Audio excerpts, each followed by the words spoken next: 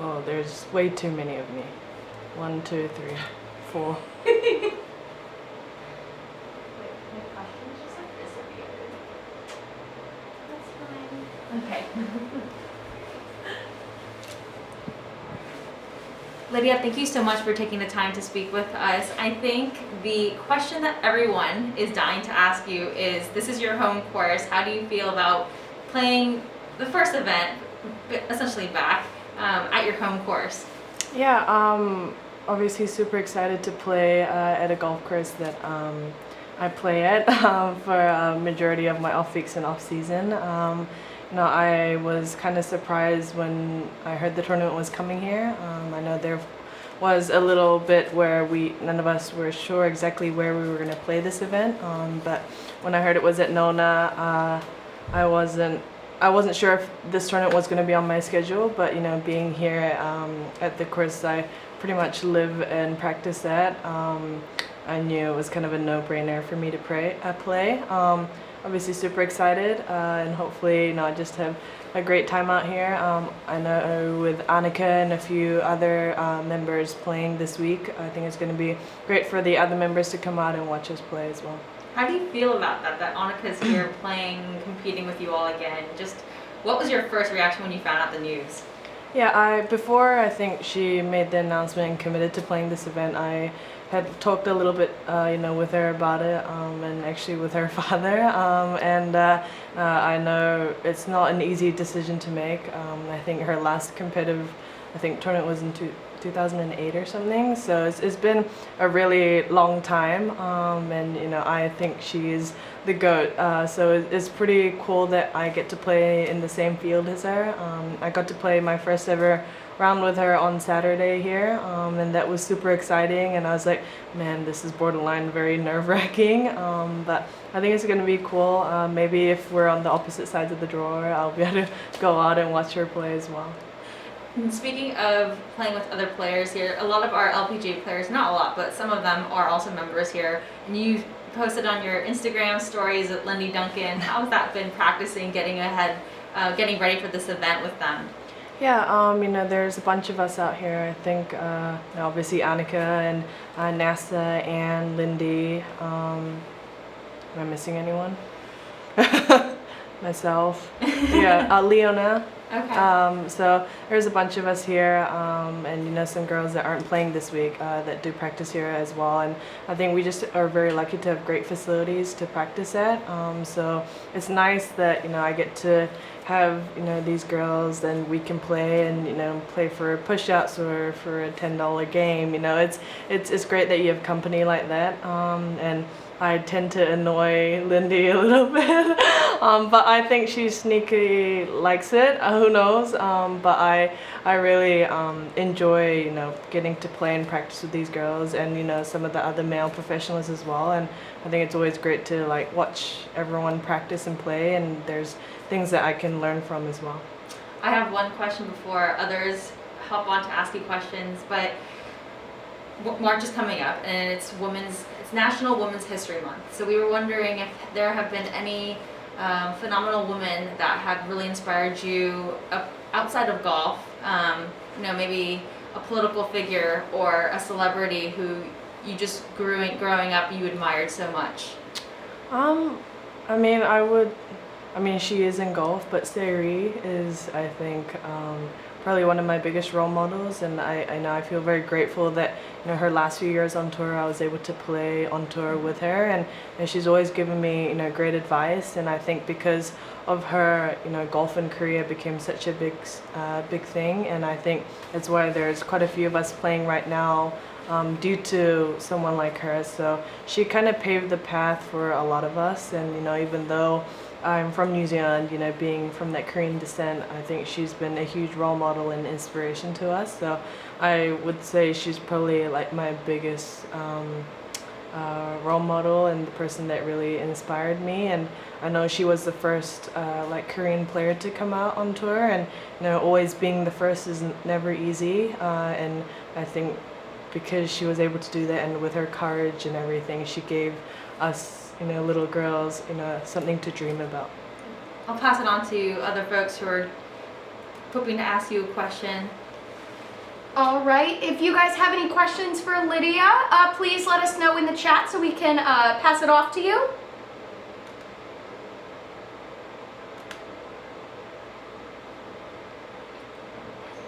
Matt Brown, I know you do. If you'd like to unmute yourself, just want to make sure that this works. I can't. Hi Lydia, can you hear me? We can hear you. Hey Lydia, how has your... Oh, we lost you a little bit.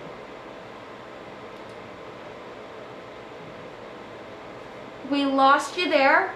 I will. Matt? He's talking because you can see the thing, but Yeah. you can't hear him. Hey Matt, can you repeat your question? Yeah, sure, I'll try again. How has your off-season been, Lydia? What have you been doing to prepare for this?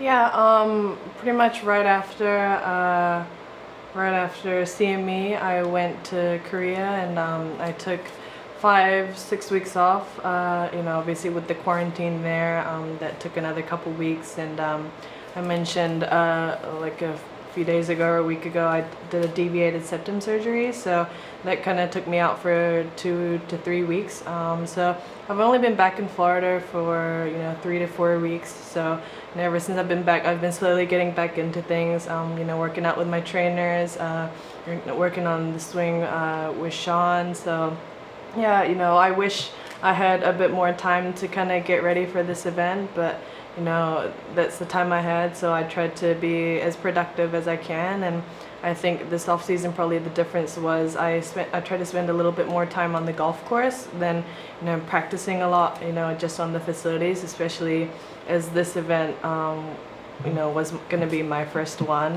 So try to kind of see and understand and get comfortable with playing. And at the end of the day, it doesn't matter how well you hit it, on the practice facilities. You got to be able to bring it on the golf course. So I think that was probably the biggest difference for me this off season compared to the others. Oh. What sort of confidence do you take from your results last year? You came so close to this season. Yeah, I don't know exactly how, I think last year, obviously after the quarantine, was probably the most consistent I had played, even when I was world #1. So, that obviously gives me a lot of confidence, and I felt like there were more opportunities where I was in contention. And at the end of the day, I think the more times you do that, the more comfortable you get, and you kind of get used to being in that situation.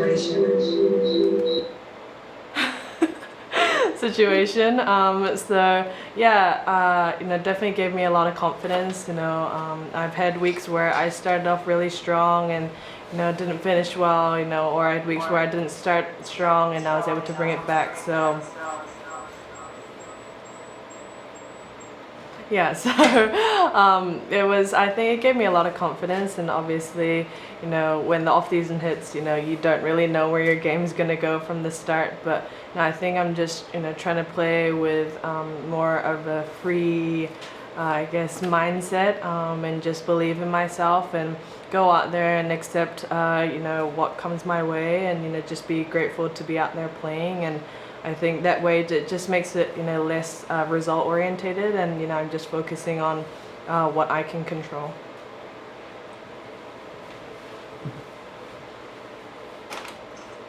Doug, I believe you have a question?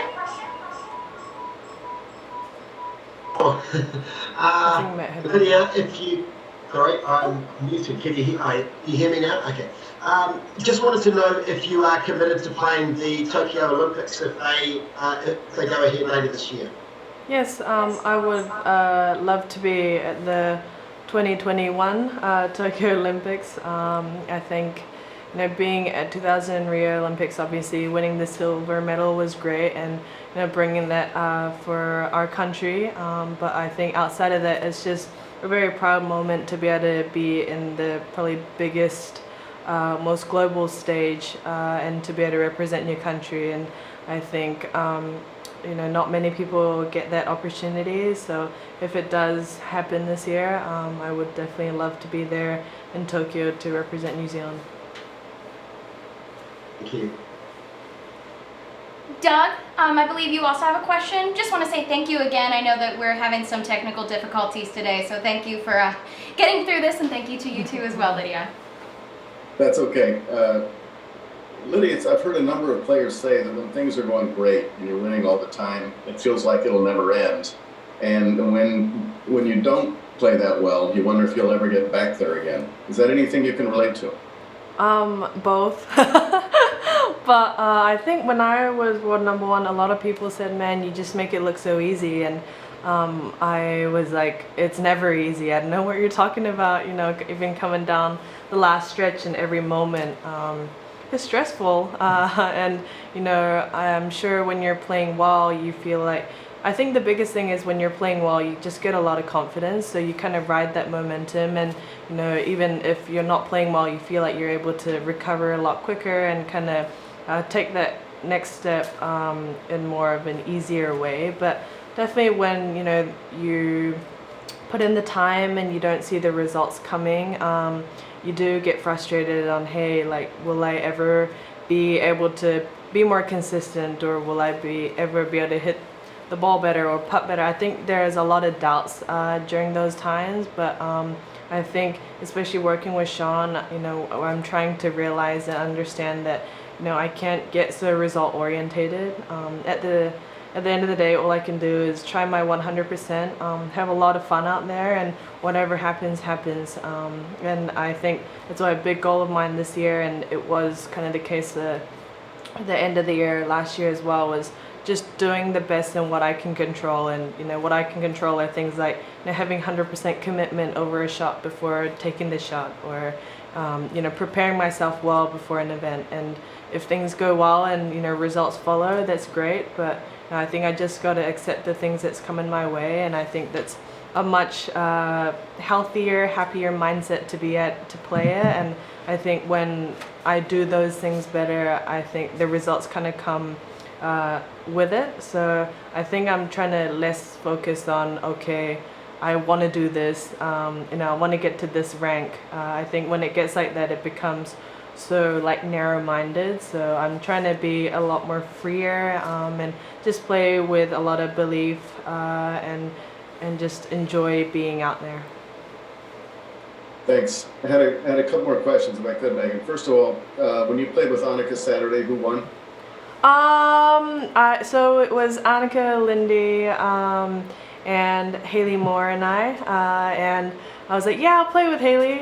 So unfortunately, I did not play well in the front nine. So Haley might have had a sore back from carrying me. I was very unhelpful that front nine. So we lost, I think, quite a few down. So I said, hey, it feels like we've gone down. Can we do another match on the back nine? And I think all four of us played pretty well, and we ended up winning by a really small margin on the back. So overall, I think Annika and Lindy won, but at least we could say we got the credit to say we won the back nine. I won't ask who did the push-ups. The other thing I wanted to ask you, there's a lot of focus obviously on Annika this year, but it's also kind of a return of Yani Tseng. Any thoughts on her? And I'm trying to think, when you first started winning in Canada, she was probably, where was she when you first turned pro, and what do you make of what's gone on with her? Probably one of actually my first encounters with Yani was when she won the Australian Women's Open, and I think she gave all her earnings. I think there was a flooding in the area or somewhere in Australia, and I remember her giving all her prize money towards that. And I was the low am that year, so I obviously knew who Yani was, because at that time I think she was probably the most dominant player, and she was just literally winning like this. It seemed very easy for her. And I had seen her on TV, so it was really cool for me to be able to watch her and see. And not only was she a great player, but a great person, and to give back to people there, I thought was just absolutely incredible, and something that I feel like I could really learn from. And obviously starting on tour, I got to play with Yani a little bit, and especially when she was out here, at Nona as well, I practiced with her, but I think she is one of the sweetest people in the world. So I always enjoy, her company. And obviously, she didn't play any of our events last year, but so it's been a while since she's played, and I think she's gonna do great. A talent like that, I don't think goes away. Obviously, she's had some injuries along the way as well. So I think the most important thing for her is to be just healthy and happy, and I think the whole golfing world would be super excited to see her playing great golf. So yeah, it's obviously great that Annika's playing this week. I think it's going to be a great hype for not only our tour but women's golf, and people who really watched her. So I think it's just going to be a great week. So hopefully we all do well. They're just great people. So I think when you know what amazing people they are, you just kind of root for them no matter what. Thanks. You could probably speak to this, but is there a downside to winning so much so early or so young? I don't think so. I think a lot of things happen for me at such an early age, and obviously things that I could have only dreamed of, and even my first win in Canada, it happened without, I don't know when it sunk in, and it definitely didn't sunk in when that tournament finished. It took for a while for me to kind of understand that whole situation, and it might have taken years after that for me to understand that. But I'm sure at points I might have had said to myself, maybe if those things didn't happen early, then there wouldn't have been as much expectations. But at the same time, I think because those things happened early, I was able to come out on tour a little earlier, and a lot of opportunities were given to me. So I think you just got to be grateful for everything that has happened. And let's say even if it was just the end of my career, right now, I think I've got so many things to be thankful for. So I think that just also at the same time just motivates me, and it's just going to push me to become a better version of myself. But at the same time, I can't try to be the person I was when I was world number one or winning at those moments, because I'm just not the same anymore. Experiences and everything, it changes you. So I just have to be the best player, the best person I can be at this exact moment, and not compare myself to my past. Thanks, Lydia. Matt, if you had anything else, sorry about that. I lost control there. Thank you, Doug. All right, well, no one. Hold up real quick. All right, I just have one question before we go ahead. This week, we are continuing with the Aeon Risk Reward Challenge. This is your home course. You know these holes. I would hope so well here at Lake Nona. Me Number too. 15 is going to be our Aeon Risk Reward hole. For you, I know you've played it many times, but knowing that it's part of the challenge this week, what are some of your strategies to just maximize as much as possible to get as many, to get those birdies and possibly eagles? Yeah, obviously every course, the risk reward holes are very different. Some could be par 4s, some could be par 5s. Here, for example, it's a dogleg par 5. So I think the wind direction is going to be a huge factor, and obviously the pin position. The toughest pin position is going to be the back right. It's a pretty small shelf there, so that's definitely going to be more of the risk-taking time, especially if you're maybe going home for two. But yeah, no, I think I have to play strategically, and obviously this is a great program and awards that we have on tour, but at the same time we kind of have to think about the situation and that position we're in. But yeah, I hope it's a lot it's downwind, because it just makes the hole a lot more interesting, and even if it is downwind, it requires a pretty good drive and a pretty accurate second shot. So yeah, hopefully that hole will not be too beastly, and our risks will be rewarded. I Megan stole my question. I had a quick question before we wrap things up and let you go out and practice again. But you mentioned you were in Korea a couple of weeks ago, and I was just wondering, how was that just to go back and relax? And then what was your most memorable like food dining moment? Yeah, I obviously love going to Korea to see, family and friends, and I don't have many opportunities to go back, so it's nice to, see, especially family, and yeah, probably one of my favorite moments just going back was going on a little one-night trip with my friends, and just spending time with them and talking about different things, and catching up on a year's worth of stuff, and I think it's like small things, but when you look back, those are things you really think are memorable and things you cherish. So that, and I mean, all food in Korea is good, but I have a thing for corn dogs. Yeah, they call it hot dog over there, and like most of the time I think the corn dogs here are just like batter and like a sausage or a hot dog, but in Korea they like mix it up with like mozzarella cheese and like half cheese and half sausage, and I could go on and on and on. I'm not huge into like fried food, but if I really wasn't thinking, I could have multiple of them, so that's probably my favorite thing. And sometimes in LA, like Koreatown, they have that, so yeah, I always try and find it wherever I go. But Korea, I feel like, is always a place where I feel like I get to see my family and friends, and that's probably like my favorite aspect of it. Well, we're so glad to have you back and well relaxed, and thank you so much, Lydia, for taking the time to speak with us. And I think if no one else has any questions, we'll let you go. Good luck this week. Thank you. All right, just real quick, everyone, we'll be keeping the Zoom on for Jin Young coming up, but we'll be muted here. So if you are staying on for Jin Young, please just stay on the line. Double Ko. You know it, Ko and Ko. Thank you. Thank I'm you. hungry all of a sudden. Thank you so much. Oh, I need to go to Korea. I've never been. I really want to go. Oh, really? I really need to go. This must be my grandpa's up there. Oh, yeah, you were saying. Yeah. And then go to bed. I need you. You, I need you. You? I need you. No, not you.